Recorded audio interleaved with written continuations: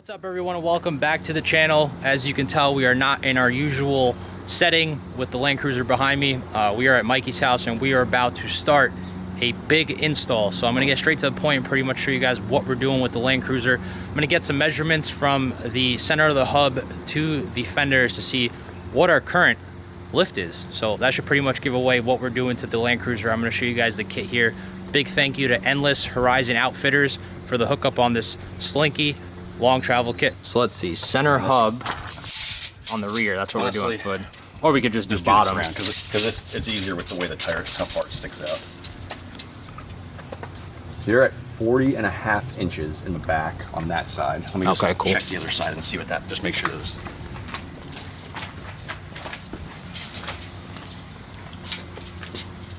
You're at 41, so this side's a ½ inch taller. Okay, so ½ inch taller on the passenger side, since obviously this is the left side of the car. Yep. ½ inch taller on that side than the driver's side. And we're gonna go with the front and see what the front looks like. 39 even. Okay.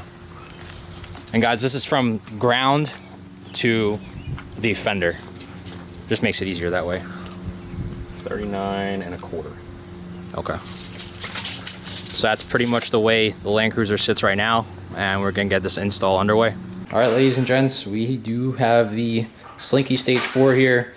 Front and rear springs, all the necessary hardware, nice and shiny, and casted correction plates, the boots, looks like the bump stops, brake lines, and look at this, the main show for this Slinky Stage 4 kit. Beautiful, brand new shocks and external reservoirs with all the supporting hardware. Again, Endless Horizon Outfitters for supplying the kit. If you're looking at getting anything Land Cruiser related, especially for your 80 series, they are the place to go. I will put their name down below in this video and also supply you with their website link if you're interested in looking at anything for your Land Cruiser. Let's get back to the removal of the rear tires, and it is on jack stands now. Of course, we're putting the rear tires just for a little safety measure, just in case, but everything is seated and ready to go. It is a hefty beast, so I highly doubt that these stands will move from underneath the vehicle. And we're going to start removing stuff to get the rear section installed. We're going to remove the bump stops first. It is a 12mm socket to remove them, so we're going to take those out first and then work our way to the middle and get the brake lights out and then drop the shocks and the springs out at some point. The bump stops are off and we are currently taking off the shocks. So the bottom bolt right here, you could tell the bushing, let me make this a little brighter. The bushing here was completely shot, so I'm glad I'm changing this out. We're gonna put jack stands under the axle because I'm assuming that once this drops, or once we disconnect the shocks from the axle's going to drop. So we want to put jack stands just in case that this is going to drop. And again, this was a 17mm socket to get rid of the, or to remove the bolt from the bottom of the shock. The top of the shock tower for the rear shocks, it's a 14mm socket, and it was pretty easy to break loose for us.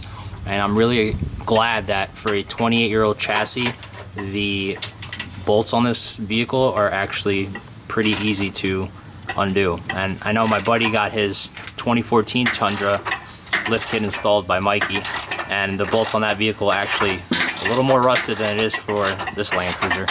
So we're making progress. We're going to take the shocks off and then keep going.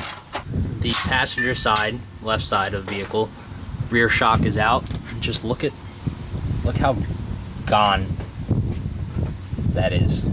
It's just disintegrated, and no wonder the ride didn't feel that great. And it looks like this one was leaking as well. So this was even the side that was leaking initially that I realized, but after removing it, you can see that it's definitely on its way to, if not blown already. But I still can't believe how disintegrated this is. But hey, we got taken care of by Endless Horizon Outfitters, and we're gonna put the new lift kit on. So look at how wet this shock is. It pretty much dropped as soon as we unbolted the top. It just sank. I mean, look at that, all the grime. So that shock was definitely gone. The other one at least had some life left, but this one is completely RIP. end link for the sway bar is a 12mm socket, and it came off pretty easy, so we're removing that now and gonna drop that as well. So the end link bushing was a little hard to get off, so we had to put a 6mm Allen wrench in it, and that's a 20mm nut that we had to take off. So this was the manual route of doing it, since it just kept kind of wanting to spin. But it's off now. Nice and easy, a little WD-40. Look at that, boom. So the rear panhard is a 24mm bolt. That came out relatively easy, and we're loosening this one as well. We're gonna drop that and continue to disassemble the rear. The upper control arm, upper forelink, whatever you wanna call it, 24mm, there, where'd it go? Here you go. 24mm nut. Came off relatively easy. Mikey held one side, I held the other, and just little by little came off. Had a little WD-40 on there, but that's a 24mm to remove. Disconnected the e-brake line with a 12mm right now. Gonna loosen that up so we can completely drop this. Every other bolt is loose right now. As you can tell, all the control arm bolts are loose. Everything is done before we actually end up dropping this and taking the springs out. The brake line is disconnected. We put a cap on it. As you can tell, it was a 10mm wrench. We had a little bit of trouble doing it. We put WD-40 on it to try to soak a little bit. It still was a pain in the butt. So we got that off. Now we can continue in dropping the axle to get the springs out. That was the only holdup right now. We have a little bit more to disconnect, and I'll show you the rest of it before we end up dropping the axle. We got the old brake line out, and we're putting the new brake line in now. So the new brake line is about 6 inches longer than the old brake line, and this brake line is included in the Slinky Stage 4 kit from Endless Horizon Outfitters.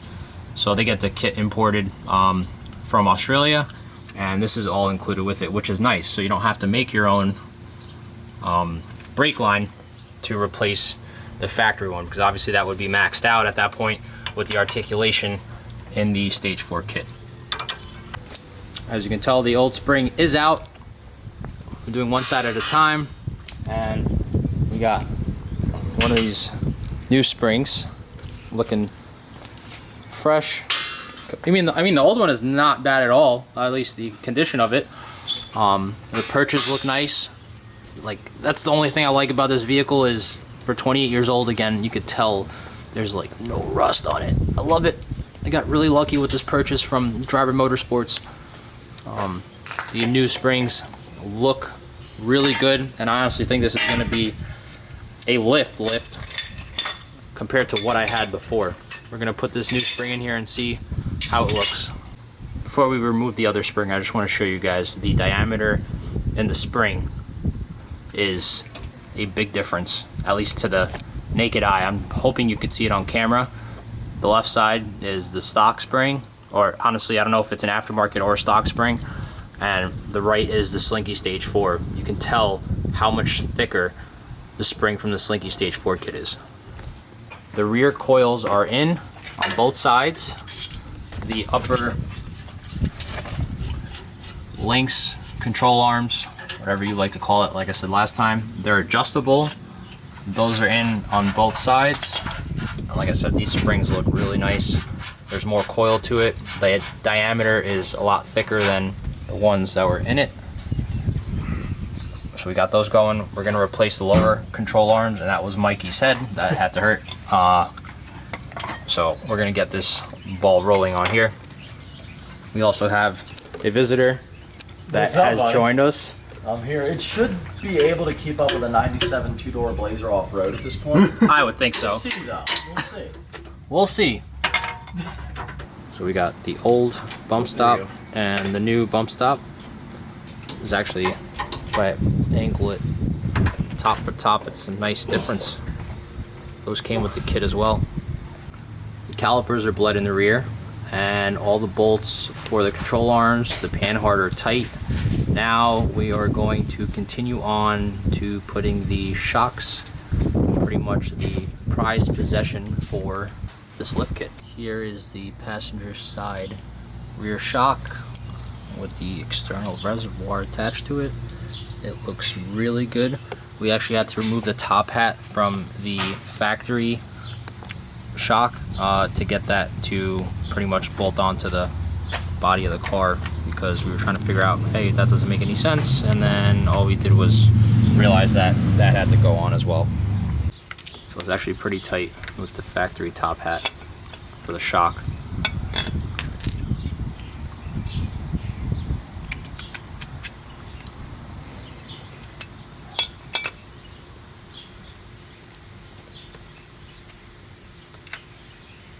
Wow, yeah, little to no room there. I'm not really sure how that goes.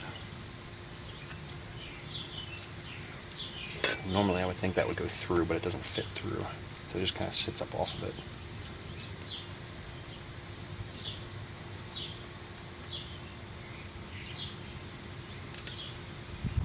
Solution for the problem we just encountered, I'm going to show you guys on the next bushing, but there's like a little nipple on the end of the bushing that wouldn't let us put the nut on top of the shock. So we cut the one nipple out and it was flat on one side, and the other bushing actually still had a nipple on it, and it was perfect.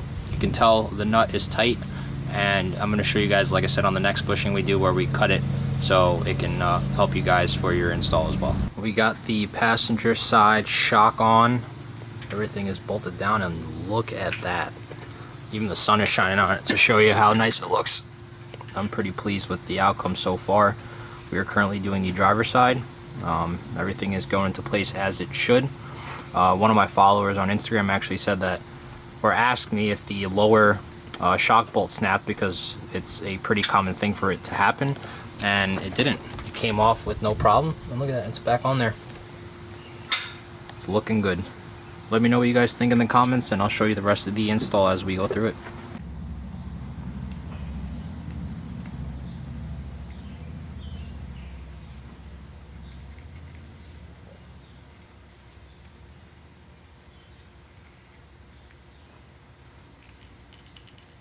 This one's harder to cut.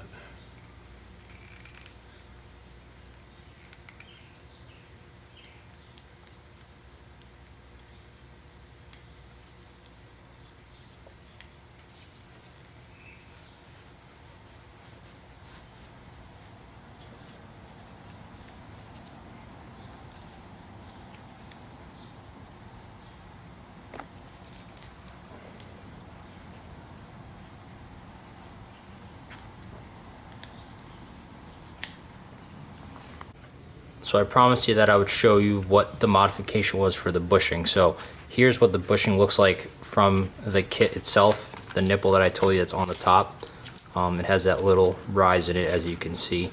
So this is how much that comes off of it, and then this is what it looks like afterward. As you can tell, it's pretty flat, and it makes it a lot easier to get the nut on top of the shock to go on without that nipple that comes on it. I mean, because I guess this kit is usually made as a universal kit, sort of, especially for the shocks, so maybe that's why it's there, but it just doesn't seem to work for our application. So this is what it looks like afterward, and again, this is how much is pretty much taken off, and it makes it so much easier to get that nut on top of the shock.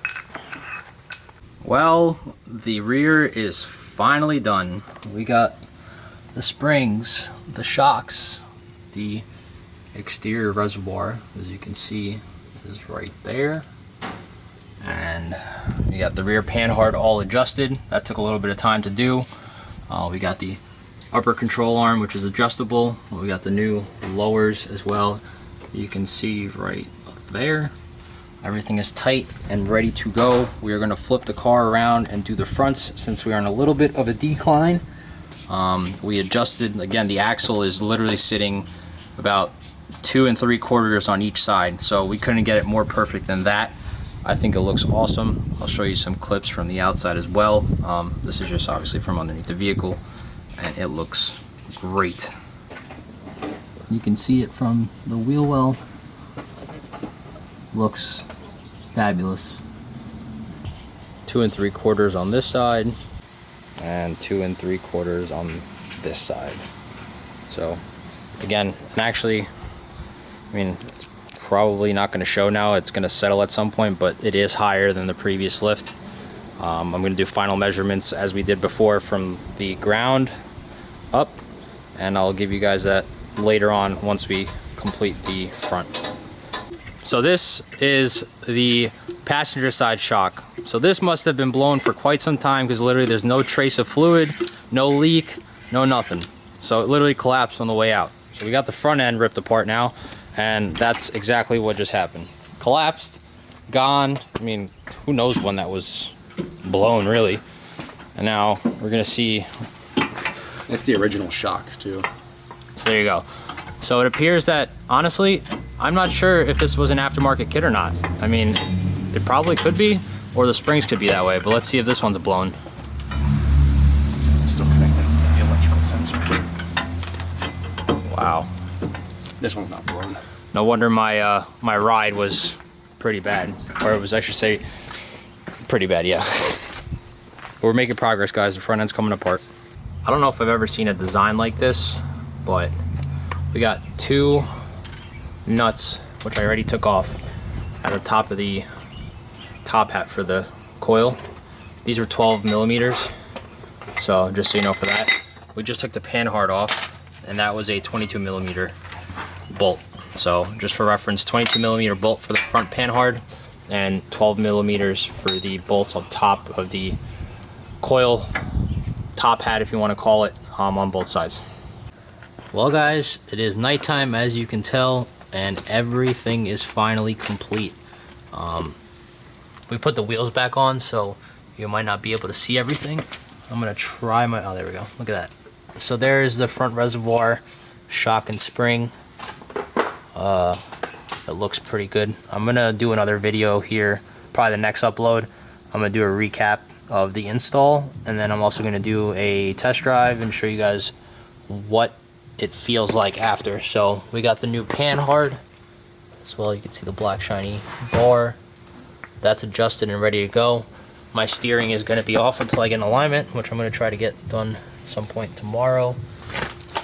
And there's the other side. I'm trying my best to show you here with the light, but there's a reservoir on the coil. So it's pretty nice. But again, I'm gonna show you guys in another upload because it is nighttime.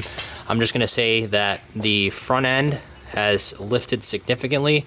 We're gonna do a measurement here, and I'm gonna show you guys what the difference is when you saw it in the beginning of the video. All right, so this is the driver's side, obviously the front right side of the car. 41 and a half. All right. So 41, can't pick it up with the light, but Yeah, looking straight across, 41 and a half. 41 and a half. Yep. All right.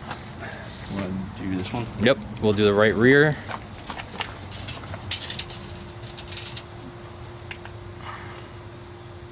That is 41 and 7/8. 41 and 7/8. All right. Again, these might settle down and stuff once you drive a little. There's all stock parts.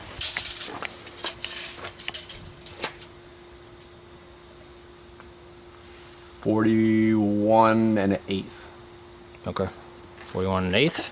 That's the front passenger side, front left side of the vehicle.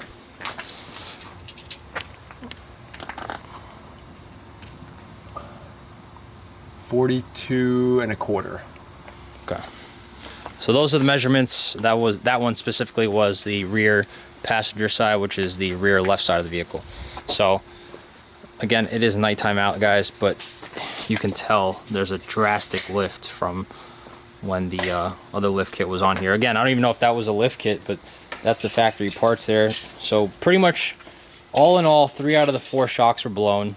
Could show obviously me that the ride was horrible, and the car was, or the cruiser was, very floaty, and that pretty much basically shows me exactly what was going on.